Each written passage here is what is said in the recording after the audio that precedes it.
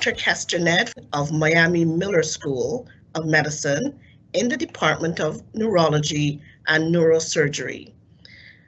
He maintains his private practice at Design Neuroscience Center in Florida and is a major advocate for integrated approaches to wellness and treatment, including, but not limited to, the fields of neuropsychology and neurocognitive behavior. He is passionate and focused on caring for patients with catastrophic neurological injuries and other disorders in South Florida, the Caribbean, and Latin America. Now that was a mouthful. He is fantastic. So it is my pleasure to introduce you and hand you over to Dr. Kester Nedd for today's session. Dr. Nedd, welcome. Okay, good morning. And thanks again for inviting me back to the Massy Learning Institute. And it's indeed a pleasure to do this presentation today. I'm going to go right into it, and we'll share the slides that I've prepared. Okay, so the topic for today is how to build back better. And we're talking about a new COVID reality. Now, many of us are in our lives, we have studied history, and people come to our world in times when they are needed. And in some cases, they offer solutions that make the world a better place, and other times they don't make the world so much better, or in between.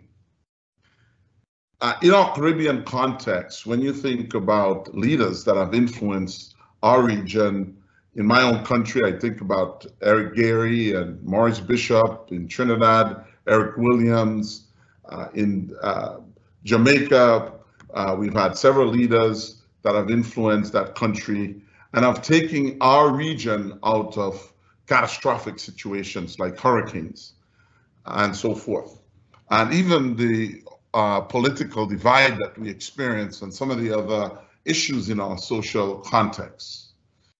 But I immigrated to the US in the mid-70s and had the chance to see the emergence of history as this country has evolved, not just how we look at the United States in terms of its own internal situations, but how we fit in the rest of the world. There is a saying that goes, when America sneezes, everyone catches a cold.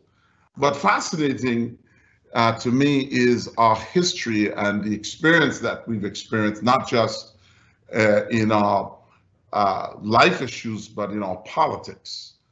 When you look at the leadership of it here in the US, you go back to the times like the Marshall Plan, where the US provided for Europe $15 billion to rebuild Europe after the major world war. Cities like Dusseldorf in Germany and other cities were built on dollars spent by the Americans to do this.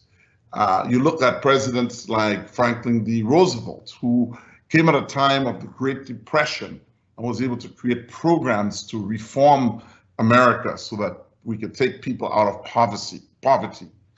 You look at someone like Bill Clinton, who helped bring on this whole new technological revolution that today we are benefiting from through the internet and other telecommunication and human communication medium that allowed us to survive during this time of COVID.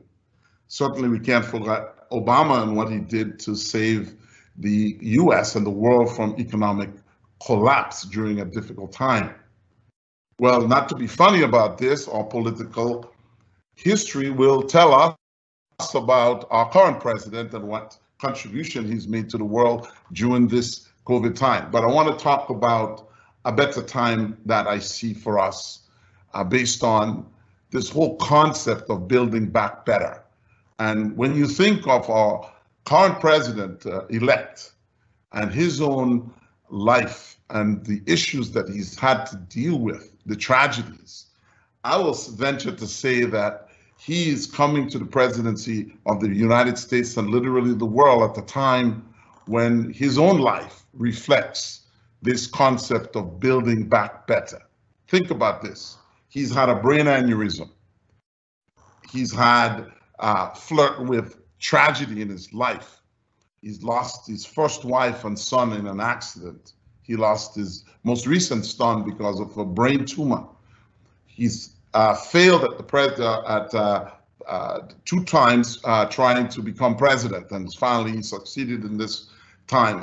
And he's also deal with a personal issue of a deficit in his life that many of us sometimes in our own lives have to deal with, and that is the whole issue of stuttering. He had to overcome stuttering. Imagine to become a president having to give speeches.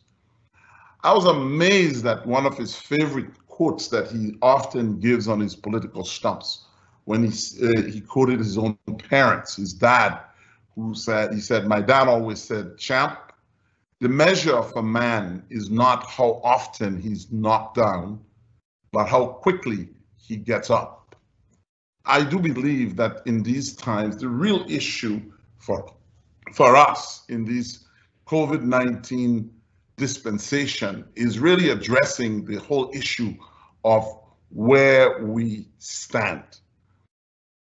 As Dawn, in your introduction, you rightly stated that the world will never be the same because of COVID-19, and that is a truism. We have to deal with this issue of balancing our optimism and our pessimism, how we see the glass, half full, half empty. This world is never going to be the same because of COVID-19. It's opened up wounds that's been festering in our society that we've not had to deal with. Issues in our own personal lives, in our society, issues of race, issues of gender inequality, issues of socioeconomic inequality, health disparities, all of those issues that's created tension in our society. The COVID-19, this tiny invisible organism, is caused havoc in our society. At the same time, it's created some opportunities for us to look internally and see ourselves. In my own world as a practicing physician, I come across patients and different situations in their lives that they're dealing with that's forcing them to face those realities. Yeah. When you take a condition like OCD in these times, one of my patients says that she has a real opportunity to really show off her OCD because now she's not just cleaning because of COVID.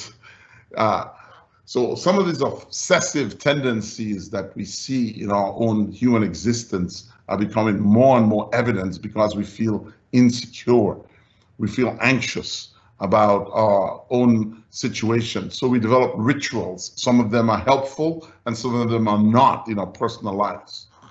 When you think about even the issue of balance between work and home, there are times when we can't wait to leave our jobs to get home to our families. But now we've had a full dose of our families, our kids, dealing with the computers and all the issues with school teachers and so forth. The whole issue of being able to balance work and personal life is an issue. Many of us want to run away from home. We want to get back to work in many instances. So clearly this issue of where do we stand becomes the whole issue, optimism versus pessimism. So in terms of our own personal situation with our families, the conflicts that ensue and the opportunity to communicate in frank terms. Some people, some of us, some families are beginning to wrestle with this whole issue of how do they communicate? How do we communicate with each other? Families, now we have to be more transparent in our own and take more responsibility for ourselves. I remember one of my patients saying to me, "Dr. Nedd, it's really strange. Now I have to tell my family members or my spouse everywhere I'm going And in COVID, I can't tell a lie anymore because restaurants aren't open. So I can't tell them that I'm out to dinner with a client. I have to disclose all my activities. Or now, couples and families are spending more time together. They're dealing with issues that they would not ordinarily deal with in terms of answering questions that raise conflicts, questions about the future, the past, what their belief systems are. We are learning more about our families, learning more about ourselves than we were prepared to face. Even our pets are in a state where they're becoming more attached to us. They want to spend more time with us because now we're more available. Clearly, these are issues of our times in terms of how do we balance our life's equations for the future. We look at 2021 and we ask the questions, where are we? How do we look at things? Where do we stand? What has been our gains? What has been our losses, our opportunities, on our new opportunities or lost opportunities? How about relationships? Relationships with loss. Some of us have lost people that's dear to us due to this virus. We've had to build new relationships in order to move forward. A lot of online activities. We're meeting people we never met before, and that we've not had to communicate with online in dealing with many issues and communicate in different ways. So I want to, on this slide, I want to create a sense of some interactive discussion. And during the next part of this discussion, I'd like you all to respond to this so that we could really look at this issue of building back better. Better for our personal lives, our business, our families, our family, our community. In trying to address any of these segments of our lives, basically, we have to deal with the issue of improving something that might already be working, or something that was damaged or destroyed that we have to entirely build back, or progress in our lives from one stage to the other. These are hard issues on both sides of the equation. If you look at it either on a pessimistic side or an optimistic side. And I'd like for your consideration during this question period that you think about this on your personal, on a personal level, on a business level, on a family level, on a community level. How do we build back better? The CEO of Facebook, Sheryl Sandberg, said, when life sucks us or sucks you under, you can kick against the bottom and break the surface and breathe again. So we're talking about a breathe again moment when we think of building back. How do we break the surface so that we can get air in and breathe? We all feel that we are stifling at times, but yes, there are opportunities. We're at a point where we're dealing with COVID fatigue. To think that this tiny virus that we can't see, we could see a hurricane coming, we could deal with a tsunami, an earthquake, we could see the effects right in front of us. But this tiny virus is wreaking havoc in our society. It's actually asking us to question our values, our safety versus our civil rights. Should we wear masks? Should we not? How do we protect ourselves and protect others? Just to think over this Thanksgiving holiday weekend, the tremendous impact, the time and break we took from COVID to meet our families, what it's doing. We're seeing record numbers of persons in the US because of this time that we spend assembling and not following the rules faced with this. December 6th, we had 173,000 new cases. We had 1,111 deaths. Around the world, we had over 7,147 deaths. And we had 534,000 new cases. So clearly, when you look at the map of this virus and what it's following, it's amazing that we have not come to a place where as humans, we're able to control this.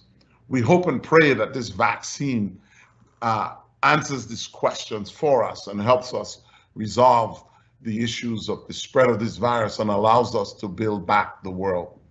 When we think of our planet and what we as humans have contributed both positive and negative to the planet, and we look at the impact that COVID-19 is having on us and on our planet, and thinking of the realities of the excesses that we've engaged in over the years, how we've made the planet suffer. I've seen this contrasting picture of China, certain parts of China in 2017 where there's smog and very little visibility. And you look at 2020 when the country, parts of it was shut down, how clear the air was. You look at Venice, Italy during the lockdown, how things changed. The water became clear and they were able to see dolphins in Venice, Italy for a change.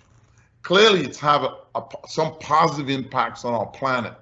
Just the footprints of carbon that we've been using, it's going to force us to move to new ways of energy utilization in the world. So as bad as things may seem, this whole issue is created opportunities for us. So how does this COVID-19 dispensation affect our future? When we look at the scenario of our own workforce and the situation that we face with either workforce reduction, in some places we have to increase employment because of the need posed by COVID-19. In others, we have to downsize. We sometimes have to furlough employees. And of course, some people don't have employment, they've lost their jobs.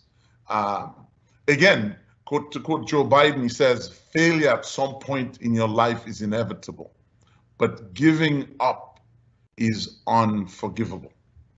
So we are at a time where we have to look in terms of what we take away from this entire discussion as to where we are, where we sit, about our vulnerabilities, also our strength. The whole issue is about resilience, people resilience, resilience in the human spirit, how we look at small things and big things, where we put our emphasis, what we focus on. Basically, our takeaway from this is defining where we stand in terms of our pessimism and our optimisms, and where we take this. So I want to go back and ask us the fundamental question about how we build back better. And I'm going to open the floor up, and certainly over the questions that you will send over the chat, we'd like to talk and discuss this whole issue of building back better from our personal lives, from our business lives, our family lives, and our community. So I'm going to stop right now and just open up so that any concerns, questions, or issues that want to be raised, I'd love to address those. Thank you. Thank you, Dr. Nedd. I'm going to have Susanna take you through some questions. So, Dr. Nedd, what are some tips for staying healthy while being at home? Well, there are a number of areas that we as humans could focus on in this area. Let's start by talking about our own mental state and our mental attitude. It's challenging when we are suddenly faced with the reality of just the human relationships. We separate at a time when we go to work, when we go out with our friends, but when we come back home, we spend a lot of quality time together. And in many cases, because of the way our society operates, we don't get the moments in time where we spend with our spouses or our family, where we have more personal time to communicate. So my first on a mental health status is, my advice would be to develop a forum in which we could communicate in peace. Clearly, there are a lot of sensitivities that we face in our families. So I think we need to set some rules of engagement in the family so as to reduce the tension and the anxiety caused by questions that make us all feel insecure with ourselves and with our family. Rather than focus on critical comments about each other, let's learn to talk about the positive aspects and the attributes that will cause us to advance and help us find solutions to problems that we face past, present, and future. So my first advice is on the mental health side is to develop methods of communication that's frankly uplifting. Some people have no knowledge or little knowledge of how to do that. And I'll encourage you, you go online, there are many resources about mind-body relationships, how people communicate with each other to evoke positive experiences. Then let's go to the physical side of health. Many of us, because of our own physical stress, emotional stress, we have problems with our blood pressure. We have to look at what we eat. Do we have healthy diets? Now that you're at home, the fridge is always open. You want to open it. We have to make good food choices so that we maintain good health. Looking at our blood pressure, and in our society, we have high incidence of hypertension and diabetes. One of the things we as physicians are concerned about is in this COVID era, people are not getting regular medical checkups. And of course, we've seen a lot of issues relating to personal responsibility and being able to take care of our own selves and consult with our healthcare practitioners and providers. It's important that we refill our medications on time and take medications that we need to promote good health. Exercise is really critical because that exercise causes us to secrete and produce appropriate hormones and chemicals that make us feel happy and healthy. Also, it improves our cardiovascular function. We are anticipating a tremendous increase in heart attacks and strokes and diabetic crises and other disorders in 2021 because of people not being able to provide for themselves in terms of their health. And one of the challenges on a societal basis that we have is that many of our communities, the resources that we ordinarily use for day-to-day healthcare activities have been used to take care of COVID-19. So how much of those resources we have available to take care of our general health issues? And certainly our political leaders and our healthcare community will be faced with this challenge. The idea of moving more resources into healthcare, because that is what our survival actually depends on. So I would say, in summary on this question, which I think is very important, focus on your mental health, your physical, emotional health, focus on habits that would promote good, healthy living. Thanks for that. So we have another question. How do you approach going to the doctor visits, seeing that this is a risk for certain sickness, such as diabetes and even spas, to gain some time to relax? So that's a challenge that we face in every country. How much, and that's really a question of how much do we open up our country to allow for these activities that are so important for our health? And how do we do this at the expense of the risks of spreading the COVID-19? Clearly, we've learned a lot more about COVID-19 and the practices that actually promote spread. And so we could make better decisions about opening up our society. And we are doing that in some cases. But there are others that are not responsible. And here's a situation where we have to say we are our brother's keeper. And if we don't realize that, then this disease would spread unchecked. So clearly, this is an issue that governments have to be involved in, and society and down to the individual and family level where we must all take responsibility. If we do as individuals take responsibility, this would allow more latitude for us to re-engage and open up our society. So I would say we have to deal with this on a community by community basis. If in fact you have a very high rate of infection in your community, then you want to engage in more lockdown procedures. In the societies where you have less of a spread, you want to govern yourself by then proceeding with the appropriate safety measures.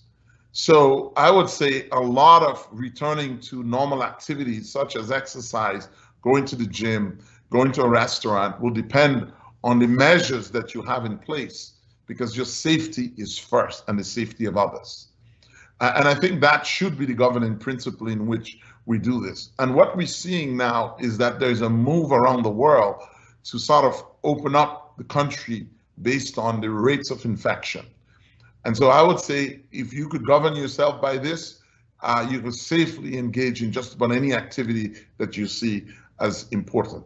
We are learning now that the schools actually have better precautions, particularly the elementary and junior high and certainly even some of the high schools, while many of the university students are more callous about some of the activities. We see higher rates of infection in university as compared to elementary schools. And again, it's about compliance and precautions. And this whole feeling of invincibility that we sometimes get could really get us into trouble. So again, we're talking using good judgment. Agreed, and thanks for that. So we have another question. So the novel coronavirus is but one of such virus. What is the possibility of this happening again in a few years? Would the vaccine protect us from another such virus?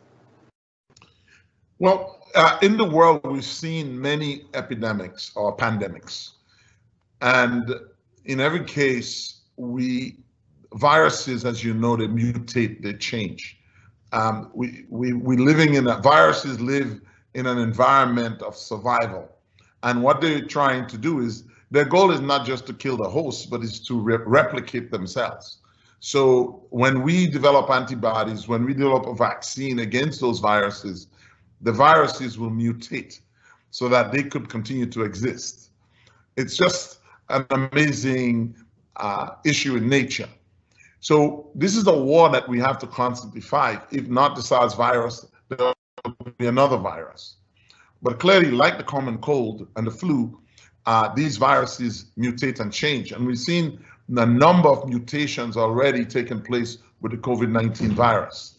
The challenge we have is how virulent those viruses would become in the future.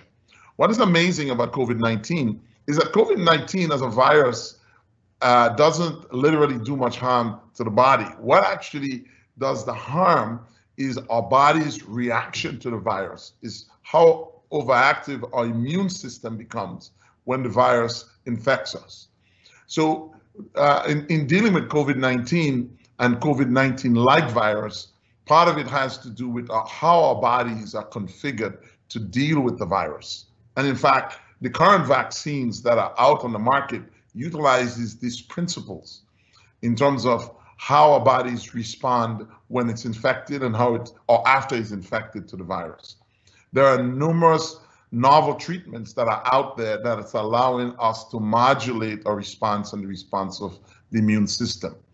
So clearly, it's not just about the vaccine in terms of how we manage the virus, but how our bodies respond and what treatment modalities that we would invoke in case we are infected with that virus.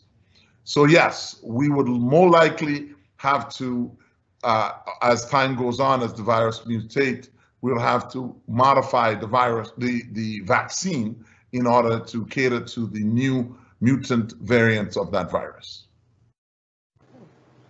Thank you, Dr. Nedd. And we have another. What are your thoughts for the future as it relates to social distancing and being able to greet and hug people with the mask ever coming off? I believe there are two issues that we have to deal with in terms of returning to normal social communication and interaction. One, which we don't want to really think about and deal with, is the concept of herd immunity, where the majority of the people in any society would have been exposed to that virus. So you could achieve herd immunity either from exposure to the virus or the use of vaccination. So by vaccination lots and lots of people, it'll allow us to be able to interact with each other. The question of herd immunity through vaccination now has to do with our own philosophy, our own political leanings, our own issues of civil liberties and what we feel and how we trust vaccines. There are lots of persons in our society that are deadly afraid of taking the vaccine. What I actually say to people, when you consider vaccines and its implications in terms of complications, because my specialty as a neurologist, we perhaps see more complications from vaccines than many other specialties, because in many cases, outside of the fact that persons might have allergic reactions, many of the vaccine or the post-vaccine situations we see in neuroscience, and they all relate, most of them, to the immune system and the nervous system. And those conditions are indeed very, very rare. So first of all, I want to say, based on the evidence that we have and the data and the large number of persons who've been tested with this vaccine, it's relatively safe. And the complications are generally flu-like that may last for a day or two, which usually means that your immune system is doing what it's supposed to. It's allowing you to have a fever. It's activating the immune system, activating certain cells that you need to protect you. So clearly, these are important facts that we must communicate to the public. So the whole idea is how, in order to restore these type of human and social interactions, we have to quickly develop this form of herd immunity. We have to also monitor and observe the issue of what the effects of having the vaccine. We still don't know whether or not having the vaccine prevents you from spreading disease, at least within a short time of exposure. But what we do know, that if we practice, we use the mask, and we wash our hands, and we practice some of the safe practices recommended, the virus would not spread. And as long as the virus doesn't spread, guess what? It is certainly, this whole issue, the virus would suddenly die off, and this would allow us to move on with our lives. So we had another choice, which we abjugated, and that is safe practices. And so that's why we are where we are today, is because in the early stages, we failed to adhere to some of the safe practice measures, and this allowed the virus to basically spread out of control. So in future, if we were to experience this, I would hope that we would have learned lessons of early intervention and precautions. And certainly, this is a practice run for what can happen in the future. And so hopefully, us as humans learn from that experience, not just in terms of a human interaction, but in terms of how we handle the disease on all levels. Right. Thank you so much. And we will take probably 2 more questions if we have the time permitting. But what are, in your mind, simple techniques to practice mindfulness for adolescents that are in my home? What a challenging question. So, in my own experience, adolescence is a time when you're not quite a child, but you're not quite an adult. And you adapt enough adult behavior to allow you to act like an adult, but yet you still retain some of the childish ways. And so as the first issue is, as adults, we sometimes forget that we were at that stage in our lives. It's a point of conflict. many times. It's a point when you are forming new relationships with people. And I'll tell you, one of the challenges that teenagers and adults face, teenagers face, and that actually manifests itself in adulthood, is in their ability to form healthy relationships. And certainly in the home or in school or with your neighbors, some of the examples that we see and learn about what's healthy behavior. We are learning to model behavior, model relationships, understanding how to treat each other. You know, what does it mean to hurt someone else, to hurt yourself? How do you forgive yourself? How do you deal with the challenges that you face in dealing with a mishap or something that produces anxiety?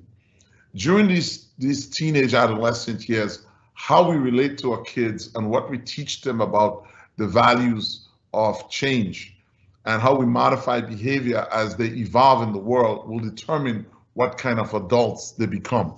As a doctor, I spend a lot of time dealing with the emotional challenges that people both in childhood and adolescence dealt with, but didn't have adult ways of handling them. And we see this even with people in retirement age or to the job situations, how they handle themselves with their friends, with their bosses, or bosses, how they deal with their employees.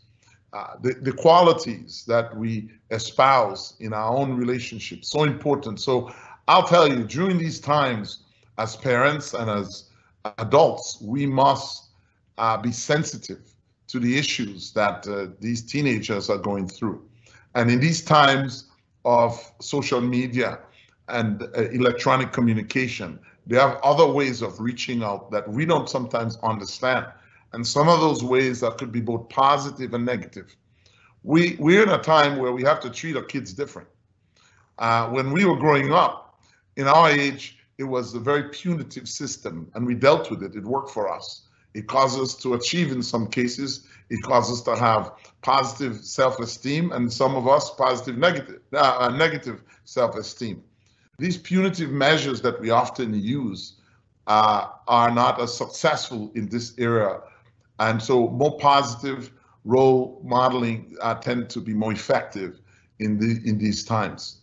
So clearly the models that we use to educate our teenagers are critically important. And I would suggest as parents we become familiar with those methodologies. And I'll tell you, Caribbean parents, we still have this concept of how we would raise our children different from the way the rest of the world does. And not that we're right or wrong, but we must be able to adapt and modify, because the world is now one stage with globalization and television and telecommunication and social media. So we have to modify our behavior and the way we manage our children. Absolutely, because I also too have children, and that is such great inputs in how we deal with the new normal. So another question, do you know or have you seen in your practice persons who survived severe COVID infection, and did it have any effect on their cognitive skills? Well, we are seeing a significant amount of persons who have had both subclinical or non-clinical manifestation of COVID and full manifestation of COVID viruses with cognitive decline. And many of these viruses, either directly or indirectly, would affect the nervous system. One of the things we do know is that the inflammatory process that's caused by COVID affects nervous system tissue. And certainly the whole issue in terms of people having respiratory issues where they're experiencing diminished oxygen supply to the brain. Many of these patients, their brain would suffer from the consequences of this form of oxygen deprivation. Issues with their blood pressure, not perfusing the brain, and certainly microclots. We see in COVID patients, they have blood clots in just about every organ system in their body. And when you have these tiny blood clots occurring, cells die, and that compromise our ability to function. So yes, we have yet to deal with many of the fallout that we're going to see in terms of chronic fatigue, mental issues in people who have been exposed to COVID, whether they were symptomatic or not. And that's a consequence that we are learning about. There are a number of papers coming out in the medical literature that's actually talking about this. So we have an era to deal with a disease that we didn't even predict as causing problems in our society. I mean, I deal with injury, people with brain injury, and we see in many of the effects of brain injury in adulthood that when those injuries occurred in childhood. So certainly COVID-19 for the next several generations we'll have to deal with. Okay, thank you so much for that. We can take a couple more questions. So we have a couple coming in. So outside of hypertension and diabetes, what other diseases increase the risk of severe illness if one is contracted with the COVID virus? Well, we do know that there are a number of medical situations. In the US, racial disparities in health. Certain races, both Hispanic and Blacks, have a 19 times higher incidence of poor outcomes because of COVID-19. And this could be because of many genetic factors in terms of disease.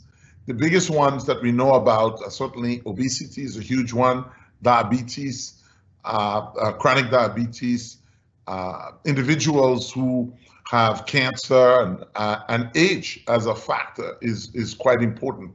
So as we age, our immune systems react slightly different than a younger person to the COVID virus. And the majority of the patients who have succumbed to the effects are persons in their 70s who are in long-term care facilities. And so we've seen a high rate of death among those individuals. So certainly there has been some association with low levels of vitamin D. And certain racial groups have lower levels of vitamin D. Appropriate levels of vitamin D, we may be able to better fight the COVID virus. And some of the vitamins like vitamin C, some of the elements like zinc are critically important in the fight for this.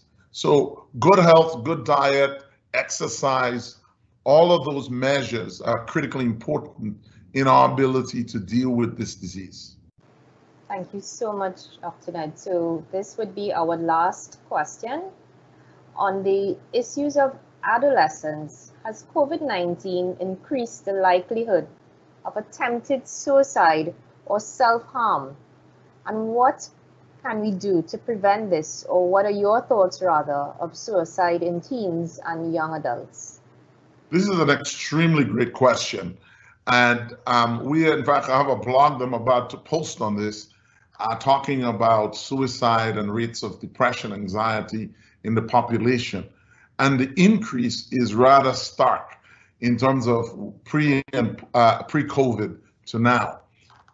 In certain states, we've seen 30% increase in suicide rates, as high as that, some higher even, 40%. And again, there are all kinds of reasons cited for this. Because we are now being faced with the reality of our own lives, the losses that we suffer, this whole fear about the future, not knowing how to predict what would happen. I mean, people are seeing their bank accounts, their savings just melt away. Situations with jobs, losing their homes. And of course, not to forget people who have lost family members because of COVID. All of these issues represent major reasons why we are seeing this incredible increase in suicide rates, because we are now being faced with the reality of our own life situation. And when you don't have when you are not being recognized by your friends and your family like you were before, when people are becoming more critical, when you have to make decisions that are controversial about your life and the life of others, these are all factors that drive us to make these impulsive decisions about taking our own lives. So clearly, we must be sensitized to the people around us and to understand the full impact of how life situation is affecting our friends and our families, because in these cases, we are in fact our brother's keeper. It's very, very important for us to seek help if we feel down in such a way that we want to take our lives, or that we would also take the responsibility of talking to our kids, talking to our friends or family or co-workers about their own issues of loss and how to cope. And then asking them to seek professional help from the appropriate professional. So I'll say this is a very, very important question in terms of this whole concept of building back better. But to build back better, we must be emotionally strong, we must be ready, and we must look at the opportunities that these challenges bring to us, because it doesn't only bring issues that will take us down, but it also bring opportunities that would lift us up. Thank you so much, Dr. Nedd. That has certainly been the true scenario, right through, being your brother's keeper. And at this time, this takes us to the end of the Q&A segment, and I hand you over back to Ms. Dawn Lane. So, Dr. Nedd, I want to thank you for being here with us. It was very enlightening, and once again, you've shown us how important it is to have strong mental health, to make sure that we are emotionally balanced and to look after ourselves. We've been talking about self-care for a long time, or should I say from the time we found ourselves working from home, and as you said, taking a full dose of our children and other pets and family, just not being able to move, and self-care became extremely important. So I want to thank you very much for your presentation. And as we come to the end of this session, I want our participants who are here with us today, I want to thank you for supporting us today. I want you to remember to look out for our flyers announcing other webinars and other paid programs. Plus, in January, we will begin our leadership series, and that is something to look out for right here in the Webinar Wednesday space. So until next time, season's greetings, have a wonderful Christmas season, and remember to stay safe and level up. Bye for now.